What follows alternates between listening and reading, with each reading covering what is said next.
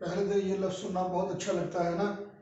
तो second year का syllabus अब हम शुरू करने जा रहे हैं। और बेटा जी अब जैसे जैसे हमारा काम आगे चलेगा वैसे वैसे आपको पता चलेगा कि सेकंड ईयर की फ़िज़िक्स का मूड फर्स्ट ईयर की फ़िज़िक्स से बहुत मुख्तलिफ है। काम करने का तरीका तो हमारा थोड़ा सा बदल गया, ऑनलाइन हो रहा है, लेकिन हम ऑनलाइन ही होते हैं जब हम क्लास में भी होते हैं। तो उस वक्त भी मैं और आप एक दूसरे की तरफ देख रहे होते हैं, अब भी मैं आपकी तरफ देख रहा हूँ घूर के ज़रा, और आप मुझे देख रहे हैं और दिल में हंस रहे हैं कि सर अब आप हमें डांट के दिखाएं तो इस टाइम, लेकिन आप फिक्र ना करें, वो भी तरीका हमारे पास है। तो अब मूड कैसे मुख्तलिफ होगा। फर्स्ट ईयर का जो सिलेबस था बेटा ये ज़्यादातर मैकेनिक्स पे मुश्तमिल था। कुछ आपने ऑप्टिक्स पढ़ी, थर्मोडायनामिक्स पढ़ी, और अब तकरीबन हर चैप्टर एक नई ब्रांच फिजिक्स की हुआ करेगी। और हर एक चैप्टर में कई दफ़ा किसी चैप्टर में एक से ज़्यादा ब्रांचेस को भी टच किया जाएगा। और अब कंसेप्ट ज़रा बारीक बारीक होंगे, नन्हे मुन्ने से आपको ज़रा ज़्यादा ध्यान से लेक्चर देखना सुनना पड़ेंगे। हो सकता है कि आपको किसी लेक्चर में सुनते सुनते 2 मिनट पीछे जाके फिर वापस आना पड़े, तब जाके मामला क्लियर होगा। तो बराए मेहरबानी स्टे ट्यून्ड, रेजोनेंस हमारी होना चाहिए और तवज्जो हमारी तरफ होना चाहिए। तो हम अब आपके सिलेबस में सेकंड ईयर में 11 चैप्टर फर्स्ट ईयर में हो गए थे, 12वां चैप्टर हमारा शुरू हो रहा है इलेक्ट्रोस्टैटिक्स। इलेक्ट्रोस्टैटिक्स दो अल्फाज से मिलकर बना है बेटा जी, इलेक्ट्रिक और स्टैटिक्स। इलेक्ट्रिक का लफ्ज चार्जेस के लिए इस्तेमाल करते हैं और स्टैटिक्स का मतलब होता है एट रेस्ट। तो इसका मतलब ये हुआ कि इलेक्ट्रोस्टैटिक्स का मतलब क्या हुआ, चार्जेस एट रेस्ट। लॉ जनाब आली, ये तो फिजिक्स की ब्रांच बिल्कुल आसान सी बन गई है डेफिनेशन, कि हम इसमें रेस्ट कंडीशन में चार्जेस को स्टडी करेंगे या डिस्कस करेंगे। लो जनाब आली, तो काम आगे शुरू करें जी। फिजिक्स की एक ब्रांच जिसमें रेस्ट हालत में चार्जेस को स्टडी किया जाता है, ये इलेक्ट्रोस्टैटिक्स हो गई। काम खत्म हो गया है। एक मिनट, क्या हमने सही कहा है कि चार्जेस एट रेस्ट? ओ हो, फर्स्ट ईयर में तो हम किसी जगह पे याद कीजिए जरा क्या क्या आए हैं कि चार्जेस रेस्ट हालत में हो ही नहीं सकते। चार्जेस तो एक तरफ हमने थर्ड चैप्टर में कहा था फर्स्ट ईयर में कि nothing in this universe is at rest. कायनात में कोई भी शय रेस्ट हालत में नहीं हो सकती, साकन नहीं हो सकती। तो जब कोई शय भी साकन नहीं हो सकती, तो ये कित्थों आए हैं चार्जेस जो रेस्ट में आ गए जी? रेस्ट में तो कोई शय नहीं है, एब्सोलूट रेस्ट में नहीं है, रिलेटिवली रेस्ट में हो सकती हैं। तो फिर चार्जेस रेस्ट में कैसे हो गए? और ये तो बिल्कुल ही नन्हे मुन्ने हैं, जितनी छोटी है, आपने सुना होगा ना, जितनी निकी उतनी तिखी। तो जितने छोटे साइज के होंगे उतना उनको टेक के बिठाना बच्चों, छोटे बच्चों की तरह मुश्किल होगा। तो ये तो रेस्ट पे नहीं है या नहीं हो सकते। फिर हम क्यों कह रहे हैं कि चार्जेस रेस्ट में हैं? एक्चुअली चार्ज रेस्ट पे नहीं होते, ना हो सकते हैं, बहुत रेयर चांस है कि वो किसी वजह से, अगर वो किसी ऐसी सूरत हाल में आ जाए कि वो रेस्ट में होंगे, तो वो भी टेम्पररी स्टेट ही होगी। तो फिर कहा क्यों जाता है? इसलिए कहा जाता है कि हम असल में रेस्ट कंडीशन में चार्जेस को स्टडी नहीं करने वाले, हम चार्जेस की उन प्रॉपर्टीज को स्टडी करने वाले हैं जिनका ताल्लुक उनकी स्टेट ऑफ रेस्ट से है। अब वो कौन सी प्रॉपर्टीज हैं जिनका ताल्लुक स्टेट ऑफ रेस्ट से है? या ज्यादा बेहतर तौर पे आप यूं कह लीजिए कि हम चार्जेस की उन प्रॉपर्टीज को डिस्कस करने वाले हैं जिनका कोई ताल्लुक नहीं है उनकी स्टेट ऑफ रेस्ट या स्टेट ऑफ मोशन से। यानी चार्जेस की वो खसूसियात जो बिल्कुल चेंज नहीं होती, तब्दील नहीं होती चार्जेस की मोशन की वजह से। तो ये वो branch, it is a branch of physics that deals with the properties of charges related to their state of rest। अब वो कौन सी प्रॉपर्टीज हैं जो रेस्ट कंडीशन में या मूवमेंट के बावजूद, मोशन के या रेस्ट के बावजूद, कौन सी प्रॉपर्टीज हैं चार्जेस की जो तब्दील नहीं होती हैं? उसका चार्ज होना तब्दील नहीं होता। किसी पर चार्ज क्यों है ये स्टडी किया जाएगा। और चार्जेस जो एक दूसरे पर फोर्स लगाते हैं, हर चार्ज का जो फील्ड होता है इसका कोई ताल्लुक नहीं है उसकी मोशन के साथ, और रेस्ट पे हो या मूव कर रहे हो, वो एक ही ऐसा रहता है। तो इस तरह की सिचुएशंस को, इस तरह की प्रॉपर्टीज को डील किया जाएगा इस ब्रांच में। तो कई सारी हम बातें करेंगे जैसे जैसे काम आगे चलेगा। गर्मियां आ गई हैं तो अब रुमाल आप वीडियो में हाथ में देखा करेंगे, सर्दियों में ये वीडियो देखेंगे तो फिर आपको हंसी आएगी। बहरहाल तो अब हम चार्जेस की प्रॉपर्टीज को बेटा जी जब हम स्टडी करेंगे तो उससे पहले एक दो बेसिक क्वेश्चंस हैं। पहला सवाल ये है कि किसी बॉडी पर चार्ज क्यों आ जाता है? Why a body is being charged. Simple सी बात यह है जनाब के इलेक्ट्रॉन की मुंतकली से चार्ज आ जाता है। हम एक टर्म पढ़ा करते हैं, ये अपने मैटर में पढ़ी हुई है, मैं बस थोड़ा सा इसका ओवरव्यू दे के फिर हम आगे चलेंगे। तो टर्म है जनाब इलेक्ट्रोस्टैटिक इंडक्शन। इंडक्शन का मतलब होता है पैदा हो जाना।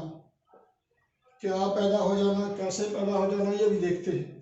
इलेक्ट्रोस्टैटिक इंडक्शन, चार्ज आ जाना किसी बॉडी पर। इंड्यूस से लफ्ज निकला है इंडक्शन।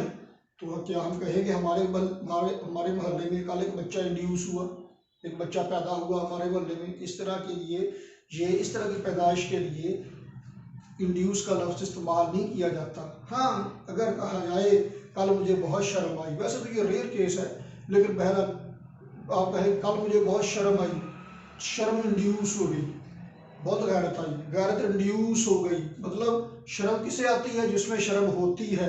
शर्म तो थी पहले नहीं आई, अब किसी वाक़े की वजह से उमड़ के आ गई, बाहर आ गई।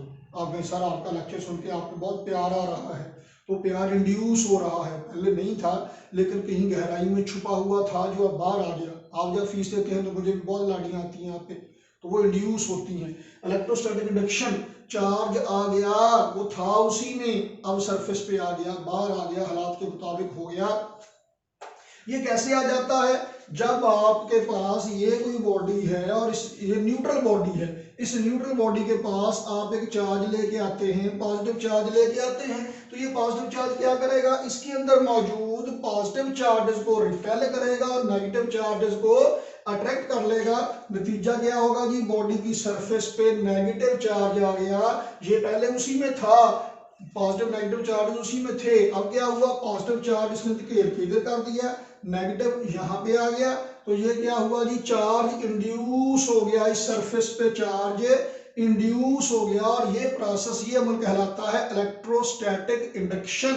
तो चार्ज क्यों आ गया जी? इसमें चार्ज था, इसने अट्रैक्ट कर लिया, सरफेस पे आ गया। या तो इलेक्ट्रोस्टैटिक इंडक्शन की वजह से चार्ज आता है, ये इसमें टच करना जरूरी नहीं है।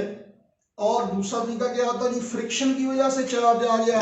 लेकिन ये मेरा हाथ है, ये मेरा हाथ है, जब मैं पकड़ के इसको रब कर दो, रगड़ता हूँ, फ्रिक्शन की वजह से क्या होता है? यहाँ पे जो एटम्स हैं इनमें से किसी में से इलेक्ट्रॉन निकल के हो सकता है इधर आ जाए, हो सकता है किसी में से इलेक्ट्रॉन निकल के इधर आ जाए, हो सकता है थर्ड डिग में, हो सकता है नीचे गिर जाए। तो जिस एटम में से इलेक्ट्रॉन निकल गया उस पर पॉजिटिव चार्ज आ गया, बैलेंस खराब हो गया चार्जेस का। जिसमें इलेक्ट्रॉन घुस गया उस पर नेगेटिव चार्ज आ गया। तो इलेक्ट्रॉन की मुंतकली की वजह से, ट्रांसफर ऑफ चार्ज की वजह से, फ्रिक्शन की वजह से ऐसा होता है, तब भी चार्ज आ सकता है। तो किसी बॉडी पे चार्ज आ गया या तो फ्रिक्शन की वजह से या फिर इलेक्ट्रोस्टैटिक इंडक्शन की वजह से। लेकिन वो जो चार्ज है, ये जो पॉजिटिव चार्ज है, ये कौन है? कोई एटम हो सकता है जिसपे पॉजिटिव चार्ज है, उसका एक या दो इलेक्ट्रॉन हमने निकाल दिए, उस पर पॉजिटिव चार्ज आ गया। ये इलेक्ट्रॉन की मुंतकली की वजह से ही, ट्रांसफर की वजह से ही, इलेक्ट्रॉन के जहां निकलने या आ जाने की वजह से ही इस पे चार्ज आया। सवाल ये है कि इलेक्ट्रॉन पर चार्ज क्यों है? वो जो एक पार्टिकल है जिस पर चार्ज है, वो चार्ज क्यों है, ये हम डिस्कस करेंगे इस चैप्टर में आगे जाके। वैसे तो ये पहले ये बात होना चाहिए कि वेरी बेसिक क्वेश्चन है, लेकिन हम इस बात को जरा एक दो लेक्चर्स के बाद में उठा रखेंगे। पहले हम चार्जेस का बिहेवियर थोड़ा सा डिस्कस कर लें, और चार्जेस का बिहेवियर डिस्कस करने से पहले भी बेहतर ये है कि हम थोड़ा सा ये डिस्कस कर लें कि इलेक्ट्रोस्टैटिक्स की इंपॉर्टेंस क्या है। नवी सेकेंड ईयर हमने शुरू की है, तो देख लें कि ये अहमियत क्या है, कहाँ कहाँ पे आपको नजर आती है। और यकीन कीजिए कि वैसे आप मेरे सामने बैठे मेरी बात का यकीन कर लेते हैं, घर बैठे भी कर ले, आपकी मेहरबानी। कि होता ये है कि इलेक्ट्रोस्टैटिक्स की इंपॉर्टेंस उन तमाम ब्रांचेस से ज्यादा है जो आप अभी तक पढ़ चुके हैं।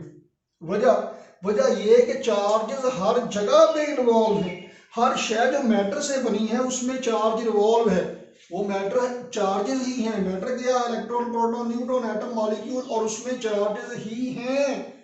कहाँ पे है चार्ज? मैंने कहा कि मैं जब हाथ से रगड़ता हूँ तो चार्ज आ जाता है, यहाँ पे रब करता हूँ, रगड़ता हूँ, वहां पे चार्ज आ जाता है। तो जनाब चार्ज तो हर जगह पे मौजूद है, आपका बॉडी सारे का सारा एटम और मॉलिक्यूल से बना हुआ है और इसमें चार्ज मौजूद है। ये सारा बॉडी आपका चार्ज पर ही मुश्तमिल है। मैं जब ये हाथ हिलाता हूं तो क्या हो रहा है? दिमाग से इंस्ट्रक्शन आती है जनाब कि हाथ हिलाओ, ऐसे करो, ठुठू दिखाओ। ये इंस्ट्रक्शन किस शक्ल में आती है? पोटेशियम, कैल्शियम आयंस हैं जो मूव करते हैं, चार्जेस हैं जो मूव करते हैं, तब जाके काम होता है। सारे के सारे जितने रोबोट है, आप खिलौना गाड़ियां हैं, रिमोट वाली गाड़ियां हैं, वो सारी की सारी कैसे चलती हैं? सेल से, बैटरी से, चार्जेस से। आपका जिस्म भी, आपका बॉडी भी एक रोबोट की तरह है जो ऐसी चार्जेस पे ऑपरेट होता है। आपके दिमाग में बैटरियां हैं, आपके दिमाग में सेल्स हैं, वोल्टेक सेल्स हैं, छोटे छोटे छोटे छोटे, जैसे यूपीएस वाली या गाड़ी वाली, मोटरसाइकिल वाली बैटरी है जिसमें तेजाब डाला हुआ होता है। इसमें भी साल्टिश सोल्यूशन है, इलेक्ट्रोड के तौर पे, एनोड और कैथोड के तौर पे छोटी छोटी कैपिलरीज इसमें मौजूद हैं। तो ये छोटे छोटे सेल्स मौजूद हैं। जब आप सोचते हैं तो बॉडी में देखो, सोच सोच के मेरा दिमाग पक गया, तोड़ लियो। और वो जो दिमाग पक गया, गर्म हो गया, वो किस लिए? जब चार्जेस वर्कआउट करते हैं, चार्ज का फ्लो होता है, मोबाइल ज़्यादा देर काम करता रहे, चार्जिंग पे लगा रहे, बैटरी ज़्यादा देर चार्जिंग डिस्चार्जिंग होती रहे, काम होता रहे, गर्म हो जाती हैं, आपका दिमाग भी गर्म हो जाता है, क्योंकि इसमें भी वैसी ही बैटरी मौजूद हैं, वैसे ही सेल्स इसमें भी मौजूद हैं। ये इलेक्ट्रोस्टैटिक्स पे ही काम करता है। तो जितना आप ज़्यादा प्रोसीजर करते हैं, बैटरी को आप 2 साल रखे रखें ना, काम ना करें, डेड हो जाएगी, इस्तेमाल के काबिल नहीं रहेगी। दिमाग में जो लोग अपना बिल्कुल 0 मीटर रखने की कोशिश करते हैं, कभी इस्तेमाल ही नहीं करते, वो भी खराब हो जाता है, डेड हो जाता है, मतलब वो फिर काम का नहीं रहता, उसमें कोई अकल की बात पैदा नहीं होती। तो ये जब आप सोचते हैं, आपकी जो याददाश्त है, आप जब सवाल करते हैं, आपके जहन में सवाल पैदा होते हैं, ये दिमाग में होने वाली एक्टिविटी है, और ये एक्टिविटी एक्चुअली चार्जेस की ही एक्टिविटी है। आपके दिमाग में आपकी जो छूने की हिस्स है, आपकी चखने की हिस्सा, जुबान पर जो रिसेप्टर्स हैं, आपके कान में जो आवाज़ सुनाई देती है, आप जो देखते हैं, ये सारे सिग्नल जब दिमाग तक पहुंचते हैं तो दिमाग तक पहुंच के ये इलेक्ट्रिकल सिग्नल में कन्वर्ट हो जाते हैं। मतलब दिमाग तक ये चार्जेस की शक्ल में डाटा पहुंचता है और फिर वहां पे वो स्टोर हो जाता है, फिर दिमाग उसके मुताबिक ही अमल करता है। ये हमारा सीपीयू है, सेंट्रल प्रोसेसिंग यूनिट है, कि बाहर से सिग्नल आते हैं, डाटा आता है, उनको प्रोसेस करके फिर आगे फरमान जारी करता है, इंस्ट्रक्शन जारी करता है। तो ये जो हाथ ऊपर नीचे उठाए जा रहे हैं, ये दिमाग में चार्जेस के वो जो न्यूरॉन जो सिग्नल लेके जाते हैं, वो एक्चुअली क्या है? वो एक्चुअली आयन है, वो एक्चुअली चार्जेस है। तो ये सारे का सारा इलेक्ट्रोस्टैटिक्स ही है और कुछ नहीं है। तो आपको करंट पड़ता है, तो करंट क्यों पड़ता है? क्योंकि आपका बॉडी भी कंडक्टर है, तो इसीलिए बॉडी में पहले से करंट मौजूद है। तो जो बैरूनी करंट जब आता है तो फिर मसला क्रिएट होता है। तो बहरहाल ये भी इलेक्ट्रोस्टैटिक्स ही है। 1-2 एप्लीकेशन प्रिंटिंग फिनोमेना हम पढ़ेंगे आपके सिलेबस में जाके, लेकिन पहले ही पेज पे साइड बार में एक इंटरेस्टिंग इंफॉर्मेशन मौजूद है, lightning flash, how lightning flash works, how lightning works, बिजली कैसे कड़कती है, बिजली कैसे चमकती है, ये इलेक्ट्रोस्टैटिक्स ही है। होता ये है बेटा जी कि जो बादल होते हैं ना जी, ये जो बारिश वाले बादल होते हैं, जमीन से ज्यादा ऊंचे नहीं होते, नजदीक ही होते हैं। ये बादल जब चलते हैं, चलते चलते आपस में टकराते हैं, तो फ्रिक्शन की वजह से इन पर चार्ज आ जाता है या आ सकता है। अब किसी पे पॉजिटिव चार्ज आ गया या नेगेटिव चार्ज आ गया, तो लेट अस सपोज कि यहाँ पे नेगेटिव चार्ज आ गया, ये जो बादल का हिस्सा है। अब ये चूंकि जमीन से ज्यादा ऊपर नहीं होते और चार्ज भी अच्छी खासी मिकदार में इनके ऊपर आ जाता है, तो जब इन पे आ गया नेगेटिव चार्ज, ये क्या करेंगे? ये है जनाब अली जमीन। जमीन भी अच्छा कंडक्टर है, कि जमीन के ऊपर बेशक खुश्की हो, लेकिन अंदर जमीन के मॉइस्चर है, नमी है, जिसकी वजह से इसकी इलेक्ट्रिकल कंडक्टिविटी बेहतर है, मतलब अच्छा कंडक्टर है। तो बहरहाल यहाँ पे बादल भी आ गया जी नेगेटिव चार्ज। अब ये बादल क्या करेगा जनाब? ये जमीन में मौजूद पॉजिटिव चार्जेस को अट्रैक्ट करेगा और नेगेटिव चार्जेस को रिपेल करेगा, जिसकी वजह से पॉजिटिव चार्जेस जमीन की सरफेस पे आ जाएंगे। ये इलेक्ट्रोस्टैटिक इंडक्शन की वजह से ये काम हुआ। मतलब टच नहीं किया, दूर दूर से ही ये काम हो गया। अब यहाँ पे नेगेटिव चार्ज है और यहाँ पे पॉजिटिव चार्ज है, नेगेटिव चार्ज है पॉजिटिव चार्ज है, दोनों एक दूसरे को अट्रैक्ट करेंगे, एक दूसरे की तरफ दौड़ने की कोशिश करेंगे। अगर दरमियान में इंसुलेटर हो तब तो जाहिर बात है ये नहीं मूव कर सकेंगे और एक दूसरे की तरफ नहीं जा सकेंगे। लेकिन बारिश के दिनों में, बारिश के वक्त जहाँ होती है नमी, मॉइस्चर, और नमी की वजह से क्या होता है जनाब, बहुत सारे आयंस होते हैं जो हवा में मौजूद हो सकते हैं। तो जब नमी इन्वॉल्व हो, मॉइस्चर इन्वॉल्व हो, बरसात के मौसम में क्यों क्यों मसला होता है, आपके जो टीवी हैं, सीडी प्लेयर है, डीवीडी प्लेयर वगैरह है, या यूपीएस वगैरह है, या स्टेबलाइजर है, उनमें ख़तरा ज़्यादा हो जाता है खराबी का। कोई नमी, मिट्टी पहले ही होती है, नमी की वजह से उनमें आयंस बन जाते हैं, चार्जेस मौजूद होते हैं, तो स्पार्किंग का खतरा हो सकता है, इलेक्ट्रिक शॉर्ट सर्किट का खतरा हो सकता है। यहाँ भी नमी की वजह से आयनाइजेशन हो जाती है, आयंस मौजूद होते हैं। अब यहाँ से यहाँ तक दरमियान में जब चार्जेस होंगे वो इतने ज़्यादा भी नहीं होंगे कि वो आराम से मूव कर सके, जैसे तारों में करंट दौड़ता है, इतने कम भी नहीं होंगे कि मूव ही ना कर सके। नतीजा क्या होगा जी, यहाँ से यहाँ तक कुछ ना कुछ चार्जेस का फ्लो शुरू हो जाएगा। हम आगे जाके टर्म पढ़ेंगे, आपने मैटर में पढ़ी है, पोटेंशियल डिफरेंस, लाखों वोल्ट का पोटेंशियल डिफरेंस पैदा हो जाता है बादलों के और ज़मीन के दरमियान, या पैदा हो सकता है। और इस चक्कर में क्या होता है कि अब जब चार्ज ऐसे नमी की वजह से तेजी से मूव करेंगे तो वो स्पार्किंग बनेगी। वो स्पार्किंग जैसे आपके सर्किट में या आपके बिजली के बोर्ड में हल्की हल्की कोई चिड़चिड़ होती है और शोला सा लपकता महसूस होता है, वैसे ही असल में वो स्पार्किंग है जो बादलों और जमीन के दरमियान नमी होने की वजह से होती है, और वो बनती है वो लाइटनिंग, वो है बिजली। और उसकी जो आवाज़ होती है वो असल में जैसे स्पार्किंग की दफ़ा आपको वो स्विच सही ना लगे सॉकेट में, हल्की हल्की चर चर की आवाज़ आती है, ये वही आवाज़ है। चूँकि न्यूमेरिकल वैल्यू बहुत ज़्यादा है चार्जेस की, फ्लो की, इसलिए वो आवाज़ भी उसी लिहाज से इतनी ज़्यादा है। तो ये है जनाब लाइटनिंग, जो बिजली कड़कती है और बिजली गिरती है, ये भी इलेक्ट्रोस्टैटिक्स ही इसमें इन्वॉल्व है। इसके अलावा बेटा जी आप देखें, जब आप कई दफ़ा चलते जाते हैं, दरवाजे की नॉब को जाके हाथ लगाते हैं तो करंट सा पड़ता है।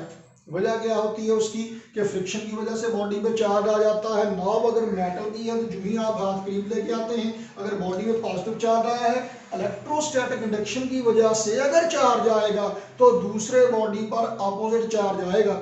अगर यहाँ पॉजिटिव चार्ज है तो ये क्या करेगा, यहाँ मौजूद पॉजिटिव चार्ज को रिपेल करेगा, नेगेटिव को अट्रैक्ट करेगा, नेगेटिव चार्ज सरफेस पे आ जाएगा।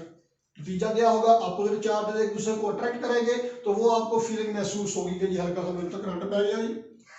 तो जनाब ये इलेक्ट्रोस्टैटिक्स है जो आपको हर जगह पे इन्वॉल्व नजर आती है, क्योंकि जहाँ पे एटम है, कहते हैं जहाँ जुल्म वहाँ खबरें, जहाँ ख्वाब वहाँ HBL, तो जहाँ मैटर वहाँ पे चार्ज।